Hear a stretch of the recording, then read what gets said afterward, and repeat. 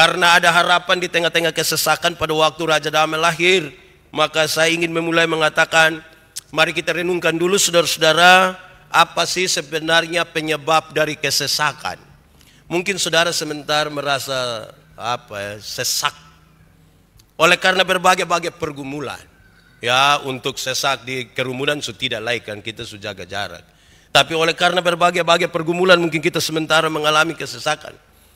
Saya mengajak kita untuk merenungkan penyebab dari kesesakan.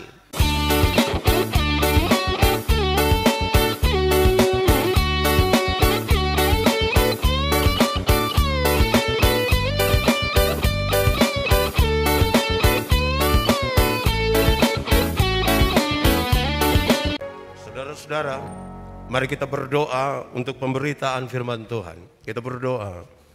Ya Tuhan Allah, kami mohon kepadamu, kuatkanlah dan teguhkanlah iman kami, supaya di malam Natal ini, ketika merenungkan firman-Mu, sungguh-sungguh kami diberi kekuatan oleh Roh Kudus untuk memahami kehendak-Mu dan melakukannya dalam hidup kami tiap-tiap hari. Di dalam nama Yesus Kristus Juru Selamat, firman yang telah menjadi manusia itu, kami berdoa. Amin. Jemaat dipersilahkan duduk kembali.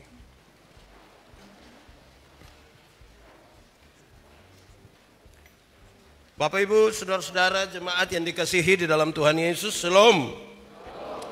Dalam kesempatan sukacita kita hari ini di perayaan malam Natal ini, tema yang ditetapkan oleh Majelis Noda Gemit adalah kelahiran Raja Damai, harapan di tengah kesesakan.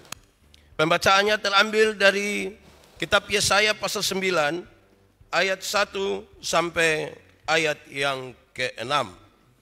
Yesaya pasal 9 ayat 1 sampai ayat yang ke-6, firman Tuhan berkata demikian, kelahiran Raja Damai. Bangsa yang berjalan di dalam kegelapan telah melihat terang yang besar. Mereka yang diam di negeri kekelaman, atasnya terang telah bersinar. Engkau telah menimbulkan banyak sorak-sorak dan sukacita yang besar. Mereka telah bersukacita di hadapan-Mu, seperti sukacita di waktu panen. Seperti orang bersorak-sorak di waktu membagi-bagi jarahan. Sebab kuk yang menekannya dan gandar yang di atas bahunya, serta tongkat si penindas, telah kau patahkan seperti pada hari kekalahan Midian. Sebab setiap sepatu tentara yang berderap-derap dan setiap jubah yang berlumuran darah akan menjadi umpan api. Sebab seorang anak telah lahir untuk kita, seorang putra telah diberikan untuk kita.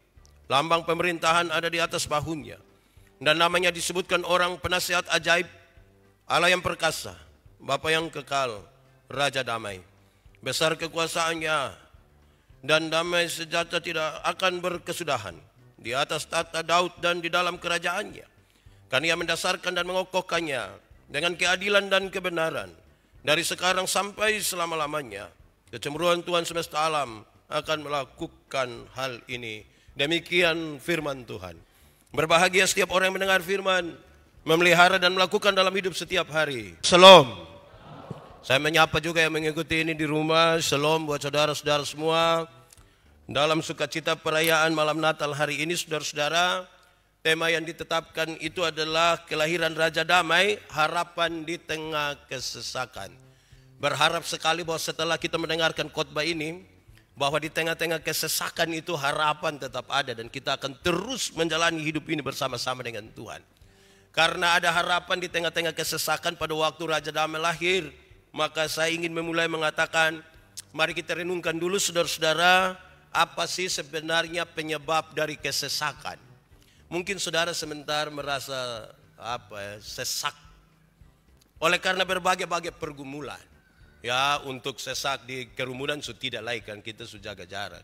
Tapi oleh karena berbagai-bagai pergumulan mungkin kita sementara mengalami kesesakan. Saya mengajak kita untuk merenungkan penyebab dari kesesakan. Saya mencatat saudara, yang pertama, kesesakan itu bisa disebabkan oleh karena keadaan. Keadaan seperti apa? Misalnya bencana alam. Bencana alam bisa buat kita merasa sangat ada dalam kesesakan. Bukan saja itu, pandemi COVID buat kita merasa ada dalam kesesakan. Sejumlah pergumulan lain karena keadaan bisa membuat kita ada di dalam kesesakan. Sakit di masa tua mungkin membuat kita kesesakan. Sebuah masalah dalam keadaan fisik kita yang terbawa sejak lama, mungkin buat kita dalam kesesakan. Itu pertama, penyebabnya adalah keadaan. Tetapi juga yang kedua saudara, kesesakan bisa disebabkan oleh karena orang lain. Kita bisa mengalami sebuah kesesakan oleh karena orang lain. Mungkin saja ada yang sementara mengalami penganiayaan oleh karena kesewenang-wenang. Mungkin saja di antara kita sementara mengalami penindasan oleh orang-orang yang berkuasa di atas kita. Kadang-kadang kita tidak berdaya terhadap satu atau dua orang tertentu dalam keluarga. Kita merasa sangat tertekan dan itu menjadi beban buat kita karena orang lain. Tapi juga yang ketiga saudara, orang bisa merasakan kesesakan karena dirinya sendiri. Kadang-kadang sebenarnya tidak ada kesesakan, tapi kita pun diri yang mencari itu kesesakan. Yang hidup dalam kemabukan, terus waktu diperiksa dokter, waktu bagian dalamnya diperiksa foto datang, dia punya hati tinggal separuh. Separuh hati sudah pergi. Kira-kira menurut saudara dia senang, kok dia rasa tertekan itu? Itu dia cari sendiri. Orang yang hidup dalam foya-foya, dia mungkin akan berhadapan dengan sebuah kesesakan. Saya memulai khotbah ini dengan mengatakan penyebabnya, supaya kalau saya dan saudara sementara ada di tengah-tengah kesesakan, kita bisa definisikan kesesakan yang kita alami hari ini itu lebih disebabkan karena apa? Oleh karena keadaan alam kah? Oleh karena disebabkan oleh orang lain? Atau justru kita menjadi penyebab dari kesesakan itu sendiri? Enak kok tidak saudara ketika kita tinggal dalam kesesakan? Jawabannya tidak enak sama sekali. Orang yang tinggal di dalam kesesakan tentunya tidak akan merasa damai sejati. Dia mungkin tidak akan rasa enak. Kenapa saudara? Saya mencatat bahwa mereka yang tinggal di dalam kesesakan itu, mereka seperti ada di dalam kegelapan. Mereka seperti ada di dalam kesuraman. Orang yang tinggal di dalam kegelapan dan kesuraman serta kesesakan, pasti akan merasa ketakutan. Orang yang sudah ada di dalam ketakutan, ingat saudara-saudara, ketakutan bisa mendatangkan dosa. Dan itu bahaya besar bagi kita. Sudah tinggal di dalam kesuraman, sudah tinggal di dalam kesesakan, mengakibatkan ketakutan. Ketakutan bisa mengakibatkan dosa, mendatangkan dosa. Kedua saudara-saudara, orang yang tinggal di dalam kesesakan, mungkin sementara di dalam kekecewaan. Siapa mau menikmati kekecewaan tiap-tiap hari? Tidak enak sekali kalau kita kecewa. Kenapa orang kecewa saudara? Orang kecewa seringkali disebabkan oleh pengkhianatan. Oleh karena dihianati orang kecewa dan dia di dalam kekecewaan itu memang rasa tidak baik sekali. Kekecewaan ini kan soal perasaan. Dia bukan soal jasmani, soal lapar. Kalau lapar kan kita tinggal cari makan. Kalau kita kecewa mau pakai apa? Tidak bisa. Bahkan mempengaruhi tidur bangun kita. Ketika saudara-saudara mereka yang tinggal di dalam kesesakan, di dalam kesuraman dan kegelapan, kemungkinan besar mengalami sebuah kekosongan batinia yang serius. Kosong. Orang yang sementara dalam kesesakan, di dalam kesuraman dan kegelapan, mereka mungkin mengalami sebuah kekosongan batinia yang serius. Beberapa orang putus asa dan tidak mau berdoa. Beberapa orang bilang kepada saya, Pak Pendeta, kita berdoa, tapi sama saja. Justru orang-orang yang tidak berdoa, hidupnya justru malah lebih enak dan lebih dinikmati ketimbang kita. Yang terakhir saudara, orang yang tinggal di dalam kesesakan, kemungkinan besar mereka sementara ada dalam sebuah keadaan di mana mereka mencari kepada tempat atau berharap pada tempat yang salah. Saya ingin mengatakan begini saudara, ada orang yang ketika anak sakit atau orang-orang yang dikasihinya sakit, kebutuhan paling mendesak adalah sembuh. Ketika orang ingin untuk sembuh, dia tidak peduli mau datangnya dari mana. Dia tidak peduli ini pertolongan ini datang dari jalan yang benar atau tidak benar. Yang penting sembuh. Yang penting dia lolos. Yang penting dia aman. Dan saudara-saudara, itu kenapa? Karena orang tinggal di dalam kegelapan. Orang tinggal dalam kesuraman. Dan orang tinggal di dalam kesesakan. Saudara-saudara, kalau kita baca Yesaya pasal 8 sebelum perikop ini. Yesaya pasal 8 itu menceritakan kisah yang luar biasa. yang di dalamnya kita bisa memahami sejumlah hal, saudara. Kenapa?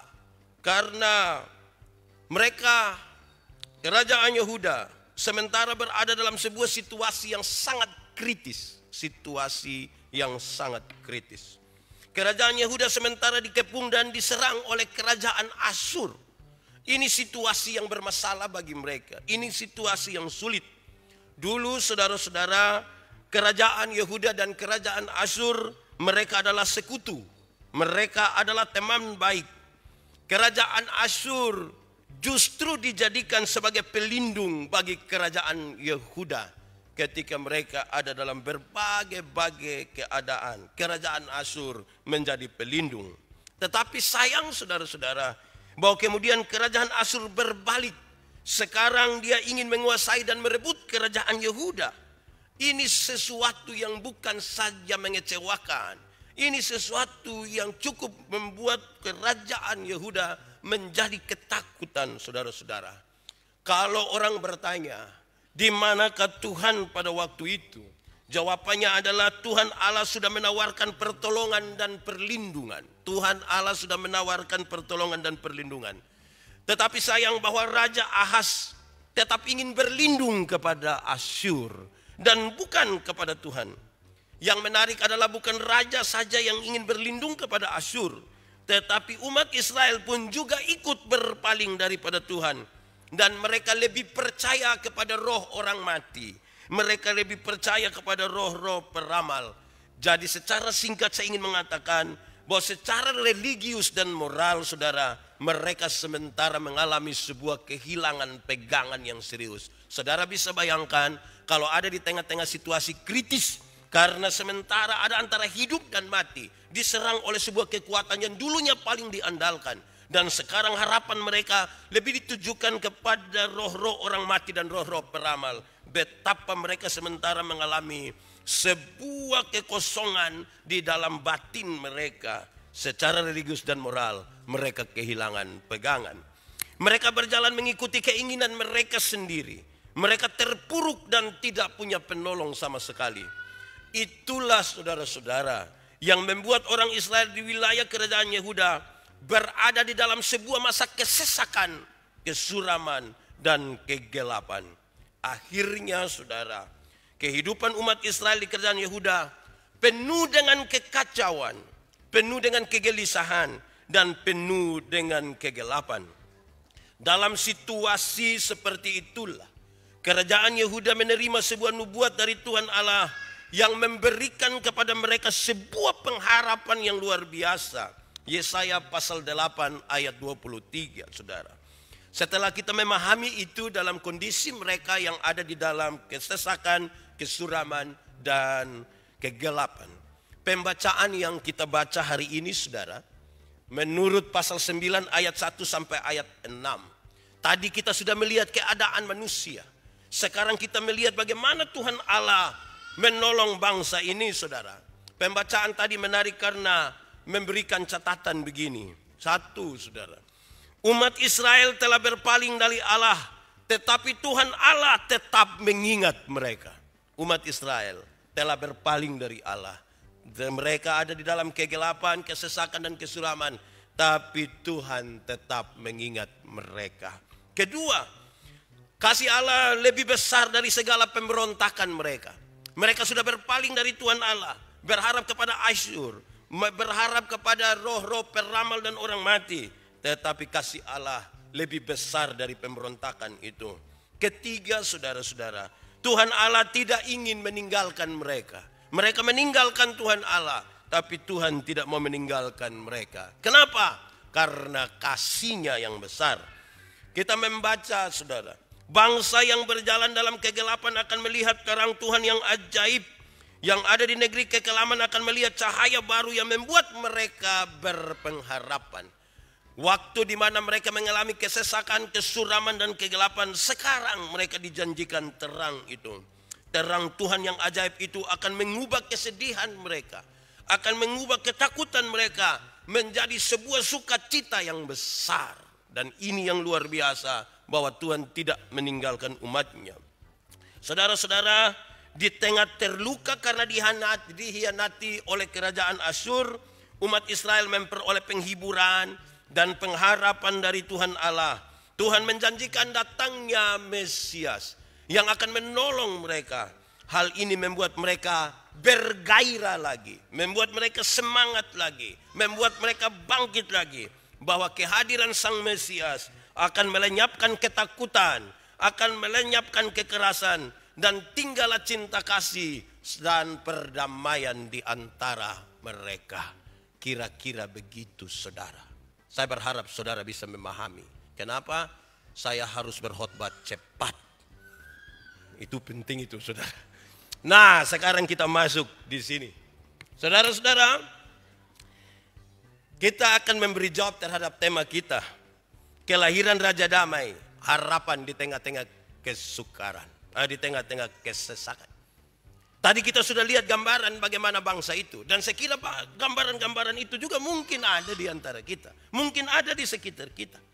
Tetapi Tuhan tidak meninggalkan kita waktu kita baca teks tadi. Memang saya pernah bilang pada saudara, saya bertanya pada saudara, kenapa buah kelapa jatuh ke bawah dan bukan ke atas? Yang sekolah dong selalu bilang, karena gaya gravitasi. Yo, kalau sekolah berjawab begitu 100. Tapi ada jawaban yang lain yang lebih membuat kita melihat bagaimana Tuhan bekerja dengan luar biasa. Kenapa buah kelapa jatuh ke bawah dan bukan ke atas? Karena yang makan ada duduk di bawah. Tuhan ingat Tuhan tuh. Bayangkan waktu Tuhan ciptain alam semesta, lantas Tuhan lupa ciptakan gaya gravitasi, semua kelapa ada di atas. Saya yakin kita mati. Tuhan tahu bahwa kita ada di bawah, dia ciptakan itu. Tuhan mengingat umatnya. Nubuatan yang kita baca tadi, saudara-saudara, sekaligus mengungkapkan identitas dari Mesias yang dijanjikan itu. Mesias yang membawa harapan baru, supaya mereka yang tinggal dalam kegelapan, yang dalam kesesakan itu, mereka sekarang mengalami gairah hidup lagi dan memulai hidup tidak dengan ketakutan. Saudara-saudara, saya ingin mengatakan dua hal awal sebelum kita masuk dalam refleksi ini. Pertama, waktu kita masuk 2021, dengan corona yang begitu luar biasa, menggelisahkan kita. Makin dekat di sekitar kita, bahkan mungkin di antara kita alami. Kita tidak tahu bagaimana menjalani tahun 2021. Kita cemas dengan hal itu. Di tengah-tengah kecemasan karena itu kemudian di bulan April, kita dilanda lagi di Nusa Tenggara Timur. Sebagian besar Nusa Tenggara Timur dihantam oleh badai Seroja yang menghancurkan. Sejumlah orang telah putus harapan. Sejumlah orang merasa sudah tidak ada lagi pengharapan. Kita pesimis menjalani tahun ini. Tapi mari saudara lihat. Hari ini kita ada di 24 Desember 2021. Sesuatu yang membuat kita terganggu dan sepertinya tidak bisa kita jalani. Kita sekarang ada di hari ini. Tentunya karena penyertaan Tuhan. Ini hal yang perlu direfleksikan. Mungkin saudara pernah mengalami sebuah tantangan yang sangat serius dalam perjalanan sebelum hari ini. Tetapi saudara masih berdiri hari ini karena Tuhan menyertai saudara-saudara. Dalam situasi kesesakan, kegelapan, dan kesuraman. Sejumlah hal tadi sudah digambarkan. Dan karena itu identitas Mesias yang kita rayakan hari ini kelahirannya. Diungkapkan dalam pembacaan tadi. Satu, dialah penasehat ajaib. Dialah penasehat ajaib. Bahwa pada Tuhan Allah itu, pada Mesias yang dijanjikan itu, Mesias yang datang, yang hari ini kita rayakan kelahirannya. Padanya ada roh hikmat yang melampaui segala akal dan pikiran manusia. Supaya mereka yang tinggal di dalam kesesakan, orang yang biasa dalam kesesakan itu kan subuntu dia pemikiran. Dia tidak tahu mau dengar nasihat dari siapa. Dia pilih mamantu kasalah dia. Dia pilih pun kakak dong dia juga perasaan. Dia pergi di sekitar orang-orang yang ada sebagai bagian persekutuan, malah sejumlah orang omong-omong dia pun nama. Dan dia sudah buntu dengan itu semua. Pembacaan ini menegaskan sesuatu. Dialah penasihat ajaib. Mintalah nasihat dari dia yang datang itu. Mintalah nasihat dari Yesus Kristus Tuhan dan Juru Selamat. Kenapa? Karena roh hikmat Allah yang melampaui segala pikiran manusia itu, dia ada padanya. Mau minta nasihat, minta saja kepada Tuhan Allah. Minta kepada manusia ini baik, tapi kadang-kadang dia pun nasihat ini susah. Saudara-saudara, belum tentu orang yang tahu informasi tentang kita itu, saudara, Dia peduli dengan kita, belum tahan tuh. Saya mau tanya saudara, beberapa bulan yang lalu saudara pernah tahu berita bahwa Vanessa Angel kecelakaan dan meninggal, saudara tahu? Saudara sempat cari-cari informasi tambahan, tahu? Lalu malam-malam saudara pimete di sana, tulis buku, ada. Saudara kepingin tahu, tapi belum tentu saudara peduli dengannya. Saudara tidak tahu mau buat apa. Dan karena itu persoalan yang kita alami memang paling aman. Kita bertanya pada Tuhan, Pak Pendeta, Tuhan di mana supaya kita bertanyanya bisa jawab. Tidak ada cara lain selain membaca firman dan mendengarkan firman Tuhan. Saya berjumpa, tadi malam saya baru berjumpa dengan seseorang. Kami ada dalam pelayanan bersama-sama tadi malam di Niki-Niki. Dia menyampaikan sesuatu. Oleh karena sebuah keadaan dia harus masuk penjara. Dia bilang, Pak Pendeta, saya tidak pernah baca firman. Tapi karena tidak tahu mau buat apa di dalam penjara, saya hanya baca Alkitab berulang-ulang. Dan saya mengalami sesuatu oleh karena saya membaca Alkitab. Rupa-rupanya saudara, nasihat itu ada di situ. Baca Alkitab. Sebagaimana saudara tiap hari bikin story, lihat orang post story, bikin status dan lain sebagainya. Mungkin ada baiknya saudara baca Alkitab. Amin kok? Baca. Bukan anak sakit, ambil Alkitab kau taruh di dia pun kepala. Itu tidak menyelesaikan masalah. Kok itu Alkitab juga tidak pernah baca, taruh di anak pun kepala, taruh lagi di samping kiri. Hidup tidak kasih Alkitab, pas mati taruh Alkitab di peti mati. Untuk apa? Dia tidak bisa baca. Yang hidup itu, nasihat itu pertama. Karena dia penasihat ajaib. Yang kedua saudara, identitas Mesias yang membawa harapan di tengah kesesakan itu disebutkan sebagai Allah yang perkasa.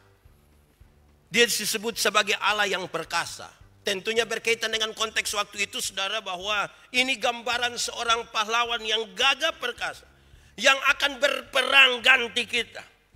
Terutama dia akan berperang melawan hukum dosa. Dan dia disebutkan sebagai Allah yang perkasa. Dia menggantikan kita. Dia akan berdiri ganti saya dan saudara. Dan itu yang luar biasa saudara. Kalau Tuhan di pihak kita, siapakah yang akan menjadi lawan kita? Karena dia berdiri di depan kita. Saudara-saudara, jangan takut untuk berharap kepada Tuhan. Karena situasi-situasi terakhir ini, harapan kepada manusia menjadi sebuah harapan yang sia-sia. Saya kira dalam situasi sukar sulit dalam kesesakan, hanya bisa kita harapkan dari Tuhan. Untuk menolong kita, membebaskan kita, dan menyertai kita dalam perjalanan ini. Karena di mana-mana ada hal yang perlu kita alami, ada hal yang kadang-kadang harus kita perangi. Kita tidak bisa sendiri tanpa Tuhan. Dialah Allah yang perkasa, pahlawan gagah perkasa yang berdiri dan siap menggantikan kita. Mari kita datang kepadanya, karena dia menggantikan saudara dan saya. Ketiga saudara-saudara, disampaikan identitas Mesias yang datang itu. Dia disebutkan sebagai Bapa yang kekal. Dia disebut sebagai Bapa yang kekal. Ini sebuah gambaran tentang karakter kepemimpinannya seperti seorang Bapa yang penuh kasih kepada anak-anaknya. Seperti Bapa sayang kepada anak-anaknya, demikian Tuhan sayang atas orang-orang yang takut akan Dia.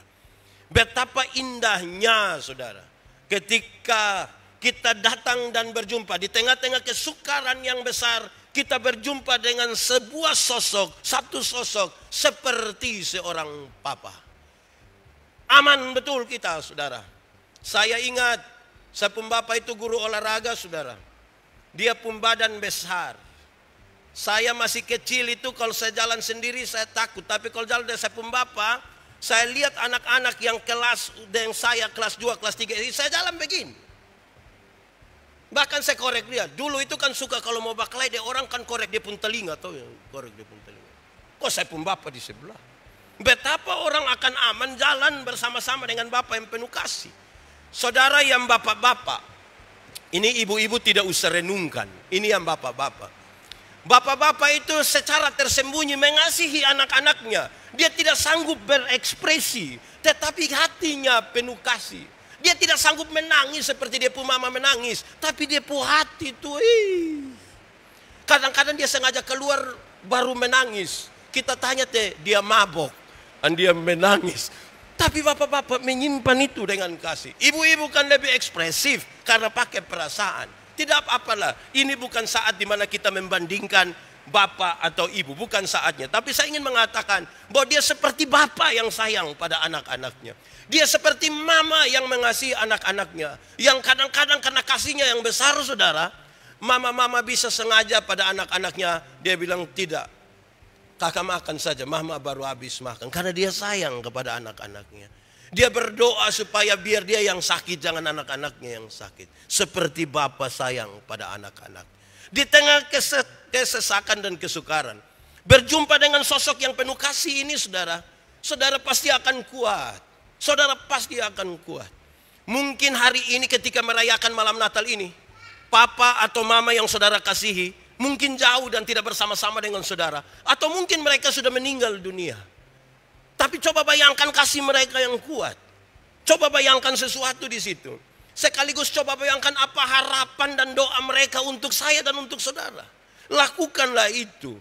Itu baru papa dan mama yang kelihatan. Apalagi Tuhan yang dalam tanda petik memposisikan dirinya seperti seorang papa.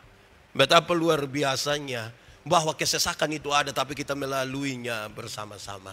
Yang terakhir, saudara, identitas yang disebutkan untuk menyatakan Mesias yang membawa harapan di tengah kesesakan disebutkan sebagai Raja Damai. Dialah Raja Damai. Dialah yang menciptakan damai sejahtera secara utuh. Damai sejahtera secara jasmani dan damai sejahtera secara rohani. Dia membawa manusia untuk berdamai dengan dirinya sendiri. Berdamai dengan sahabat-sahabatnya. Berdamai dengan Allah. Berdamai juga dengan alam semesta di mana dia ada. Karena apa? Mesias yang datang itu, dialah Raja Damai. Di dalamnya tidak akan ada permusuhan. Kenapa? Karena dia menawarkan perdamaian. Kalau begitu saudara-saudara, kalau memang sudah berat ini hidup, jangan tambah lagi dengan perang. Ini makan susu salai masih bakal lay-lay dengan ipar-ipar. Lebih baik sudah susahlah kita urus susah yang satu saja. Jangan pi urus yang bakal lay punya lagi. Karena itu akan tambah berat. Saya biasa bilang begini, saudara. Kalau Anda bermasalah dengan orang lain, mungkin kita di tempat kerja, mungkin kita di mana-mana ada ketemu orang, kita sementara tidak aman dengan orang, mungkin. Tetapi jangan coba-coba bikin masalah dengan orang di rumah. Jangan bikin masalah dengan istri, jangan bikin masalah dengan suami, jangan bikin masalah dengan orang tua, jangan bikin masalah dengan anak-anak. Kenapa? Karena itu dia pun bobot masalah itu naik 2 kali lipat. Kalau saudara berkelahi dan tidak enak di kantor, di tempat kerja, saudara pulang ketemu istri anak kan bisa lupa tahan itu. Tapi saudara bayangkan kalau bertengkar dengan istri dan suami, bangun tidur dia pemuka. Sumuka lagi kan dia rambut kan tasiram toh. Wih, itu saudara bisa bayangkan tidak enaknya itu seperti apa. Kalau di kantor kan saudara akan bertengkar dengan orang yang pasti di kantor rapi-rapi. Pasti siapa yang di kantor pakai daster coba? Tidak ada kan. Dia pakai rapi-rapi sudahlah. Ini di rumah bangun tidur lihat dia. Makan pagi lihat dia. Wih, itu berat. Berat saudara. Saudara bisa bayangkan, oleh karena pandemi COVID itu, sesuatu yang menonjol adalah karena pandemi COVID, kekerasan dalam rumah tangga naik sedikit. Bukan naik sedikit, naik banyak. Itu kenapa? Karena tiap hari don 2 balia tapi tidak ada cinta kasih. Balia tiap hari hanya akhirnya bertengkar. Jangan bertengkar dengan orang-orang di rumah. Mari berdamailah karena dia yang datang itu Raja Damai. Supaya kalau ada kesesakan, susah-susah kita sama-sama, senang-senang kita sama-sama. Ini refleksi bagi saya sebagai suami. Kami bapak-bapak ini kadang-kadang omong banyak. Tapi kalau ada masalah sedikit kami sorong istri yang maju. Pokoknya keluarga datang kita bilang, maaf kok omong teh. Ini bapak-bapak dong sering dari belakang. Jadi sudah berdamai dengan istri. Sebab nanti kalau ipar datang kau mau suruh call istri, saya tidak pi. Saudara kan yang stres nanti toh. Karena itu berdamailah. Tuhan yang datang Raja Damai. Maka biarlah kita hidup dalam damai sejahtera yang dibawa oleh Sang Raja Damai itu. Selamat merayakan Natal. Tuhan memberkati kita. Mari kita tunduk kepala di hadapan Tuhan.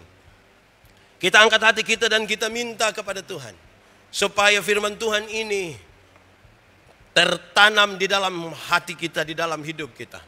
Dan biarlah kita tetap berpengharapan sekalipun di tengah-tengah kesesakan. Mari ambil saat teduh.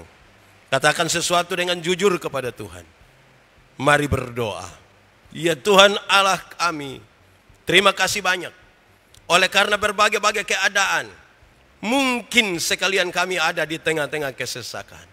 Tolonglah kami Tuhan. Karena Engkaulah Mesias itu, penasehat ajaib, Allah yang perkasa, Bapa yang kekal, Raja damai. Yang kami tahu hal-hal ini akan menolong kami sekalian yang tinggal di dalam kesesakan, kesuraman, dan kegelapan. Biarlah firman-Mu akan menjadi pelita bagi kaki kami dan terang bagi jalan kami. Terpujilah nama-Mu Tuhan. Di dalam nama Yesus, Tuhan dan Juru Selamat kami berdoa. Amin.